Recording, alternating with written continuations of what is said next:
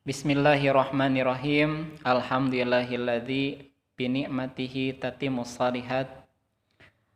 Anak-anakku yang soleh dan solehah, untuk hari ini kita akan membahas tentang 7 kebiasaan manusia yang sangat efektif, The 7 Habits of Highly Effective People. Ini merupakan buku bestseller internasional yang ditulis oleh Stephen Covey.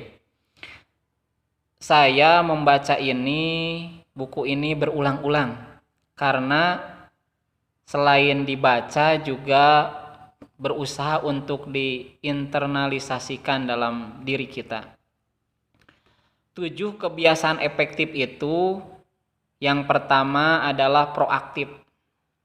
Proaktif adalah kita mengambil tanggung jawab dari hidup kita, bahwa diri kita itu bertanggung jawab atas keberhasilan diri kita. Di antara stimulus dan respon ada kebebasan kita untuk memilih tindakan. Jadi kebiasaan yang efektif yang pertama adalah proaktif, bertanggung jawab terhadap diri, mengambil inisiatif, tidak menyalahkan orang lain. Itu kebiasaan efektif yang pertama. Yang kedua, kebiasaan efektif yang kedua adalah mulai dengan akhir dalam pikiran. Jadi kita harus membayangkan akhir dari kehidupan kita, sehingga kita mengetahui apa yang paling penting dalam hidup ini, apa yang paling bermakna dalam hidup ini. Kalau dalam istilah hadis, aksiru bidzikri hadimul lazat.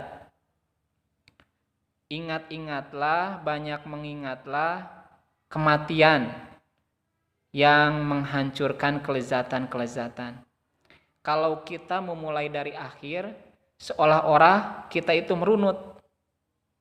Jadi mana yang paling penting dalam hidup ini, itu yang kita pilih untuk bertindak. Dan di kebiasaan kedua, mulai dengan akhir dalam pikiran juga, menyatakan bahwa segala sesuatu itu diciptakan 2 kali. Yang pertama dalam dunia ide, yang kedua dalam kenyataannya. Rancangan rumah, sebelum jadi rumah yang berdiri tegak kokoh, ada rancangan dulu, rencana pembangunan rumah. Begitu juga hidup kita.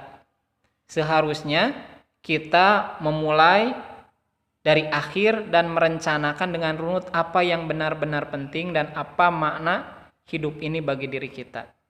Sehingga apa yang kita lakukan, apa yang kita kejar, hal yang benar gitu. Kalau kita memulainya dari akhir. Yang ketiga, dahulukan yang harus didahulukan. Kita harus memiliki prioritas dalam hidup. Dan waktu itu terbatas sehingga harus diurut mana persoalan penting dan mendesak, mana persoalan penting tidak mendesak, mana persoalan yang kurang penting tapi mendesak, mana persoalan yang tidak penting dan tidak mendesak. Diurutkan. Satu hari itu mana yang harus kita kerjakan terlebih dahulu.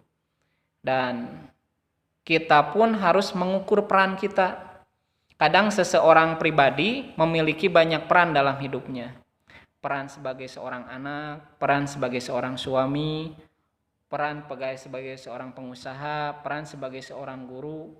Dan kesemuanya itu harus dilakukan dengan rapih, tidak mengurangi haknya masing-masing.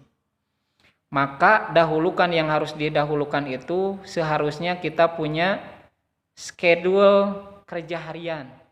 Schedule kerja harian yang melaksanakan, yang bisa mengukur pelaksanaan peran-peran itu dan disusun dengan baik.